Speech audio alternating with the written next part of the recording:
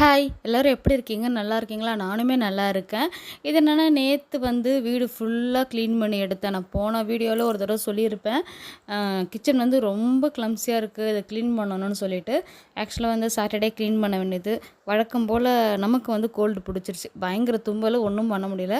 சரி அந்த டேப்லெட்லாம் எடுத்து அது சரி பண்ணிட்டு, அதுக்கப்புறமா வந்து சண்டே மார்னிங் கிளீன் பண்ணலான்னு பார்த்தா 10 மணி வரைக்கும் தூங்கிட்டேன். அதுக்கப்புறமா எழுந்திரிச்சுட்டு உட்காந்துட்டு இருந்தேன். செய்யலாமா? வேணாவா? செய்யலாமா? வேணாவான்னு. என் ஹஸ்பண்ட் என்ன சொன்னாருன்னா, "இல்ல அடுத்த வாரம் பார்த்துக்கலான்னு." "எப்பா சாமி நீ அடுத்த வாரம் வரைக்கும் நான் அந்த கிச்சனில் நிற்க முடியாது. எனக்கு மண்டைலாம் ரொம்ப காஞ்சிக்கிட்டே இருக்குப்பான்னு" சொல்லிட்டு நான் எழுந்து போனேன். நான் எழுந்து போகும்போதே தெரியும் இவரு ஆட்டோமேட்டிக்காக பின்னாடி வந்துருவாருன்னு சொல்லிட்டு. நான் எழுந்து போனோனே அவரும் வந்தாரு. வந்ததுக்கப்புறம் ஆக்சுவலா என்னென்னா, ஃபஸ்ட்டு வந்து சோப்பும் நாரும் போட்டு தான் தேய்க்கலான்ற ஐடியால இருந்தோம். நான் யூடியூப்ல வந்து ஒரு ட்ரிக் ஒண்ணு பார்த்துருந்தேன். சரி அத ட்ரை பண்ணி பார்ப்போம். அது ஒர்க் ஆகுதான்னு சொல்லிட்டுன்னு பார்த்தேன். அதனால தான் நான் அந்த வீடியோ எடுக்கல. இல்லைன்னா நான் அத ஆரம்பத்திலே வீடியோ எடுத்துருப்பேன். ஒண்ணும் இல்ல தண்ணி ஊத்தி நல்லா கொதிக்க வச்சுட்டு, அதில வந்து 2 ஸ்பூன் வினிகரும், கொஞ்சோண்டு பேக்கிங் சோடாவும் போட்டுட்டு, சர்ஃப் எக்ஸல் பவுடர் போட்டுட்டேன். போட்டுட்டு அதுக்குள்ள நல்லா சூடா இருக்கும்போதே நான் என்ன பண்ணிட்டேன்னா, துணிய டிப் பண்ணி எடுத்தேன். சூடா இருந்துச்சு என்னால தாங்க முடியல. ஆனா அவரு டிப் பண்ணி எடுத்து தொடச்சாரு. தொடச்சிட்டு கொஞ்சம் ஒரு 5 மினிட்ஸ் கழிச்சு நம்ம தேய்க்கவே தேவையில்ல. மறுபடியும் ஒரு துணிய போட்டு தொடச்சாலே அழகா எல்லாம் பிசு பிசுப்புமா வந்துடுச்சு. அவ்வளோ சூப்பரா இருந்துச்சு. எனக்கே ஆச்சரியமா இருந்தது. கண்ணே பார்க்க முடியல. ஷாக் ஆயிட்டேன் நானு. அது என்னன்னா, இது ஒர்க் அவுட் ஆகுமா என்னன்னு தெரியாதனால தான் நான் வீடியோ எடுக்கல. அடுத்த வாட்டி பண்ணும்போது கண்டிப்பா நான் வீடியோ எடுத்து காட்டுறேன். செம்மையா ஒர்க் அவுட் ஆச்சு. நீங்க வேணா ட்ரை பண்ணி பாருங்க இத. நானே அடுத்தவங்களுக்கு பார்த்தா பிட் அடிச்சேன். பரவால்ல பிட் அடிச்சது அடுத்தவங்களுக்கு காட்டுனா தப்பு கிடையாது. அப்படின்னு தான் நான் நினைக்கிறேன். கிச்சன் ஃபுல்லா டீப் கிளீன் பண்ணி எடுக்கிறதுக்கு சாயந்தரம் 5 மணி ஆயிடுச்சு. என்னால முடியல. அதுக்கப்புறம் ஃப்ரெஷ் அப் ஆயிட்டு வந்தா செம்ம பசி. அவர்கிட்ட போய் கேட்டேன், "எதாவது வாங்கி தரீங்களா? எனக்கு பசிக்குதுன்னு" சொல்லி கேட்டேன். என் ஹஸ்பண்ட் வந்து நாங்கள் ஏதாவது கேட்டால் கண்டிப்பாக வாங்கி தருவாருன்னு நம்பிக்கை எனக்கு இருக்குது. அதனால தான் கேட்டேன். சரின்னு சொல்லிட்டு போயிட்டு இது வாங்கிட்டு வந்தார். என்னது ஃப்ராங்கி வாங்கிட்டு வந்தார். எனக்கு வந்து பன்னீர் ஃப்ராங்கி வாங்கிட்டு வந்தார். பசங்க 2 பேருக்கும் சிக்கன் ஃப்ராங்கி வாங்கிட்டு வந்தார். பசங்களுக்கு மதியமே வந்து வெறும் ரசமும் கேரட் பீன்ஸ் பொரியல் தான் கொடுத்தேன். எனக்கு கொஞ்சம் கஷ்டமாக தான் இருந்தது. இருந்தாலும் என்ன பண்ணுறது, நம்ம வாராகி அம்மன் வழிபடுறோம் இல்லையா? அதனால் நான் வீட்டில் இந்த நான்வெஜ்ஜே செய்யலை. பசங்க வேணால் கடையில் வேணால் வாங்கிட்டு வந்து உள்ளே சாப்பிடுவாங்க. ஹாலில் சாப்பிட மாட்டாங்க. ஏன்னா ஹாலில் தான் நான் சாமியை கும்பிட்றேன்னு சொல்லிட்டு ஹாலில் வரமாட்டாங்க. உள்ளே தான் சாப்பிடுவாங்க. அப்புறமா வந்து டீயும் போட்டு குடிச்சிட்டோம். குடிச்சிட்டு பையனுக்கு மந்த்லி டெஸ்ட் போயிட்டுருக்கு. பாப்பாவுக்கு வீக்லி டெஸ்ட் போயிட்டுருக்கு. போய் படிக்க ஸ்டார்ட் பண்ணிட்டாங்க. நான் வந்து அதுக்கப்புறம் பூஜை பண்ணோம்ல, சாமிக்கு பிரசாதமாக வந்து கருப்பு கொண்டக்கடலை தான் வேக வச்சுருந்தேன். கொஞ்சமாக தான் வேக வச்சு எடுத்தேன் சாமிக்கு வரைக்கும். ஏன்னா ஆல்ரெடி எல்லோரும் வயிறு ஃபுல்லே. என் ஹஸ்பண்டும் வேறு வெளியே ஃபங்க்ஷன் போகிறாராம் அவர் ஃப்ரெண்ட்ஸ் கூடன்றதுனால கொஞ்சமாக திட்டமாக மட்டும் வேக வச்சு எடுத்துகிட்டு சாமிக்கு போயிட்டு நெய்வேத்தியமாக வச்சு சாமியெல்லாம் கும்பிட்டு முடிச்சிட்டோம். அதுக்கே வந்து 7:30 ஆகிடுச்சு. 7:30க்கு போல் தான் வந்து சரி மாவு அரைக்கலான்னு போனேன். மாவு அரைக்கலாம் போனால் பாப்பா ஒரு பக்கம் சொல்லிக் கொடுங்கம்மான்னு சொல்லிட்டு இருந்தோம். அவளுக்கு ஃபுல்லாக கூட நான் சொல்லிக் கொடுக்கல.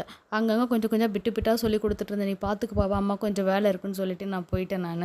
வாராகி அம்மனை பற்றி எல்லாருக்குமே தெரியும். அவங்க வந்து இரவு தெய்வம் தான். இரவில் தான் அவங்க ரொம்ப சக்தியாக இருப்பாங்கன்னு தெரியும். நான் வந்து ஃபஸ்ட்லாம் 8 மணிக்கு மேலே தான் கும்பிட்டுட்டு இருந்தேன். ஆனால் வந்து எனக்கு டைம் செட் ஆகாதனால இப்போ என்ன பண்ணுறேன்னா 7 மணிக்கு மேலே நல்லா இருந்ததுக்கப்புறமே சாமி கும்பிட ஸ்டார்ட் பண்ணிடுறேன் நான். அப்படி கும்பிடும் போதே வந்து 7:45 போல் ஆகிடும் நான் சாமி கும்பிட்டு முடிக்க. அதுக்கப்புறம் பசங்க இருக்காங்க, பசங்களை கவனிக்கணும், அவங்களுக்கு டின்னர் செய்யணும், இப்படின்ற மாதிரி டைம் போயிடும் எனக்கு வந்து. சில விஷயம் நமக்காக மாற்றிக்கிறோம். ஆனால் வந்து கரெக்டாக பூஜை பண்ணி முடிக்கணும்.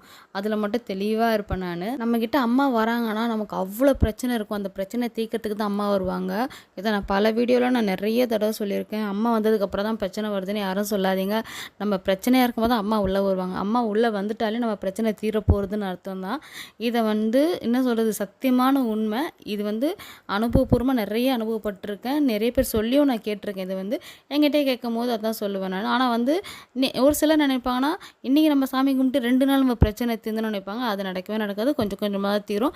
அது வரைக்கும் நீங்கள் வெயிட் பண்ணிங்கன்னா கண்டிப்பாக நல்ல பலன் கிடைக்கும். நீங்கள் தெய்வ வழிபாடும் பண்ணிவிட்டு அதுக்கான உழைப்பையும் உழைங்க. உங்களுக்கான பலன் கண்டிப்பாக வந்து சேரும்.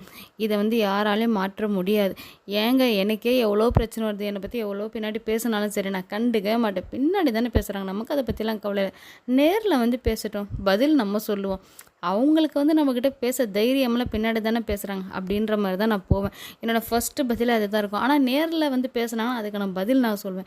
எனக்கு வந்து சண்டைலாம் போகிறதுல விருப்பம் இருக்காது. உனக்கான பதில் இது தான், உனக்கு விருப்பம் இருந்தாலும் இல்லைனா இதுதான் பதில் அப்படின்ற மாதிரி பேசி முடிச்சுட்டு போயிட்டே இருப்பேன் நான். நம்ம இப்படி இருந்தாலே போதும், நம்ம கொஞ்சம் மண்டை குடைச்சல் இல்லாமல் இருக்கும். நமக்கு 1008 வேலை இருக்குது. நமக்கு நம்ம ஃபேமிலியை பார்க்கணும், நம்ம அடுத்தது வாழ்க்கையில் வந்து முன்னேறிட்டு போகணும், அடுத்த ஸ்டெப்பு வைக்கணுன்ற மாதிரி தான் இருக்கணுமே தவிர்த்து இவங்க என்ன பண்ணுறாங்க அவங்க என்ன பண்ணுறாங்கன்ற பார்க்குறது நம்ம வேலை இல்லை இல்லையா? இல்லையா? பார்க்குறவங்க பார்க்கட்டும். நம்ம வேலைய கரெக்ட்டா பார்ப்போம் அப்படின்ற மாரி தான் இருக்கும். அதுக்கப்புறமா நான் வந்து 7:30க்கு மேல தான் வந்து நான் அரிசி கழுவியே போட்டேன் அங்க கிரைண்டர்ல. ஆனா என்னன்னா, நான் ஃபர்ஸ்ட்டு உளுந்து போட்டுட்டு எங்க அம்மாகிட்ட ஃபோன் பேச போயிட்டேன். என் பொண்ணு என்ன பண்ணான்னா, நான் ஹெல்ப் பண்றேன்ற பேர்ல நான் ஊற வச்ச அரிசி மொத்தத்தையும் எடுத்து கொட்டிட்டேன் அதுல வந்து. என்னன்னா, நல்ல வேளை அது வந்து நான் வந்து அலசி கிலசிலாம் வச்சதுனால ஈஸியா இருந்துச்சு. அது மொத்தத்தையும் போட்டதுனால கிரைண்டர் எப்படி சுத்தும்? சுத்தவே இல்ல. நானே எவ்வளோ ட்ரை பண்ண சுத்தல. அப்புறமா உள்ள இருக்கிற அரிசியெல்லாம் நோண்டி எல்லாத்தையும் எடுத்துட்டு, கொஞ்சம் கொஞ்சமா போட்டு அரைச்சு எடுத்தேன். "எம்மா நீ இங்கேருந்து போடி அம்மா தாயே, படிக்கிற வழியா போயிரு என்ன டிஸ்டர்ப் பண்ணாதன்னு" சொல்லி அனுப்பிட்டு, இது ஓடுது ஒரு 1 மணி நேரம் மேல ஓடி அரைஞ்சு முடிஞ்சது. மாவெல்லாம் எடுத்து வச்சேன். ஃபர்ஸ்ட்டெல்லாம் வந்து எனக்கு மாவெல்லாம் கிரைண்டர் ஓடும்போதே கை உள்ள விட்டு எடுக்கிறதுக்கு பயப்படுவேன். கிரைண்டர் ஆஃப் பண்ணிட்டு தான் எடுப்பேன். இப்போலாம் கொஞ்சம் கொஞ்சமா பழகுது. இப்போ ஓரளவுக்கு வருது எனக்கு. பரவாயில்ல நம்மளும் தேறிட்டோம் அப்படின்ற மாரி தான் இருக்கு. சில விஷயம்லாம் நமக்கு காலம் போன காலத்துல தான் கத்துப்போன்ற மாரி, இந்த மிளகாத்தூள் அரைக்கிறது, மாவு அரைக்கிறது, இந்த பூ 1, 2 கட்டுறது, இதெல்லாம் வந்து காலம் போன காலத்துல தான் நான் கத்துக்கிறேன். இதெல்லாம் அப்பயே கத்துருந்தாலும் உருப்படியா இருந்திருக்கும் பொழுது. இருந்தாலும் பரவாயில்ல, இப்பயாவது கத்துக்கிறோமே அப்படின்ற மாரி தான் இருக்குது. மாவெல்லாம் அரைச்சு எடுத்து வச்சதுக்கப்புறம் என் ஹஸ்பண்ட் சொல்லிட்டே போனார், நான் வரும்போதே வந்து டின்னர் வாங்கிட்டு வந்துடுறேன் அப்படின்னாரு. பசங்களுக்கு மட்டும் நான்வெஜ் வாங்கி கொடுத்துருங்க, எனக்கு வெஜ்ஜு போதும்னு சொல்லிட்டேன். ஏன்னா பசங்களுக்கு வாரத்துக்கு 1 நாள் தான் சாப்பிட்றது. அந்த ஒரு நாளுமே வந்து இந்த மாதிரி நாளானா நான் என்ன பண்ண முடியும்? எனக்கு மட்டும் ஆசையா பசங்க அப்படி இருக்கணும்னு சொல்லிட்டு, அப்புறம் பசங்களுக்கு வரைக்கும் ஒரு சிக்கன் பிரியாணி வாங்கி கொடுத்துட்டு, எனக்கு தோசை வாங்கி கொடுத்தாரு. சாப்பிட்டேன். கூடயே தான் உட்காந்து சாப்பிட்டேன். என் பசங்க கூடயே தான் சாப்பிட்டேன். ஆனால் என் மனசில் வந்து எந்த சங்கடமும் கிடையாது, ஒன்றுமே இல்லை. நமக்கு மனசு சுத்தமாக இருந்தால் போதும், நம்ம மூளை தெளிவாக இருந்தால் போதும். எதை பற்றியும் நமக்கு கவலை கிடையாது நமக்கு. என் பொண்ணு கூட என்ன வெறுப்பேற்றிட்டே இருந்தா. நான் ஒரே வார்த்தை தான் சொன்னேன், "நீ என்ன வெறுப்பேற்றல, வராகி அம்மனை வெறுப்பேற்றுறேன்னு" பயந்துடுச்சு குழந்தை. "அம்மா அப்படிலாம் சொல்லாதம்மான்ட்டு." அதெல்லாம் ஒன்றும் கிடையாது, அம்மாவுக்கு இன்ட்ரெஸ்ட் இல்லைடா சாப்பிட்றதுக்கு. இன்ட்ரெஸ்ட் இருந்தால் அம்மா ஏன்டா அதை விரதம் இருக்க போகிறேன், நான் விரதம் இருக்கேன்னா நம்ம ஃபேமிலிக்காக தானே இருக்கிறேன்னு சொல்லிட்டு, அப்புறம் பசங்க 2 பேரும் ஷேர் பண்ணி சாப்பிட்டு முடிச்சிட்டாங்க. எப்பயுமே பிரச்சனை வரும், இந்த வாட்டி பிரச்சனை இல்லாமல் சாப்பிட்டு முடிச்சிட்டாங்க 2 பேருமே. எனக்கு வந்து இந்த மாவு வந்து அரைச்சு எடுத்துட்டு அந்த கழுவி எடுக்கணும் பார்த்தீங்களா? ஐயய்யோ! அதுதான் பெரிய தலைவலியா இருக்கும் எனக்கு. அந்த கழுவ சொன்னா வெறுப்பா இருக்கும் எனக்கு. இருந்தாலும் கல்ல கொஞ்ச நேரம் ஊற வச்சுட்டு அப்புறமா வந்து ஸ்டீல் நார் போட்டு தேய்ச்சி கழுவி எடுத்துருவேன். அப்போ தான் ஈஸியா இருக்கும்னு சொல்லிட்டு.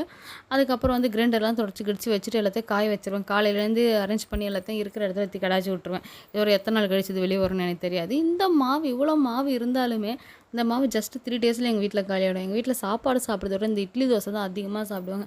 அதனால் எவ்வளோ மாவு அரைச்சாலும் காலியாகிடும். அதேமாதிரி எவ்வளோ கோதுமை மாவு இருந்தாலும் காலியாகிடும். சப்பாத்தி செஞ்சு போட்டு சாப்பிட்டுக்கிட்டே இருப்பாங்க. இந்த அரிசி கூட காலியாகுது, ஆனால் இதெல்லாம் கண்டிப்பாக காலியாகிடும் எங்கள் வீட்டில். அப்படியே வந்து பசங்களுக்கு படிச்சும் முடிச்சிட்டாங்களா, அவங்கள சாப்பிட சொல்லிவிட்டு, அதுக்கப்புறம் சின்ன சின்ன வேலை இருந்தது கிச்சனில். நாளைக்கு நான் செய்ய வேண்டியது எல்லாத்தையும் இப்போயே நீ ப்ரிப்பேர் பண்ணால் தான் நான் காலையில் எழுந்து ஈஸியாக முடிக்க முடியும். அதனால் போய்ட்டு அந்த வேலையெல்லாம் பார்த்துட்டு ஃபுல் கிச்சனையும் க்ளீன் பண்ணி முடிச்சுட்டு டைம் பார்க்கும்போது கரெக்டாக மணி 10. அப்படியே போய் ஃபேமிலியோடு போயிட்டு ஒரு படம் பார்த்தோம் உட்காந்து. எனக்கு தெரிஞ்சு 11 த்ரில்லிங் மூவி செம்மையாக இருந்துச்சு. ஃபேமிலியோட பார்த்துட்டு அப்படியே நைட்டு ஸ்பெண்ட் பண்ணிட்டு அப்படியே தூங்கிட்டோம். மறுநாள்லேருந்து நம்ம ஒர்க் வந்து எப்பயும் போல் ரொட்டேஷன் ஆகும். வழக்கம் போல் நம்ம வண்டியை ஓட்டிக்கிட்டு போயிட்டே இருக்க வேண்டியதான். அதே மாதிரி தான் நம்ம வந்து ஃபேமிலியோட சப்போர்ட்டாக இருந்து ஃபேமிலியோட ஹாப்பியாக இருந்தால் எல்லாமே நமக்கு நல்லதே நடக்கும்.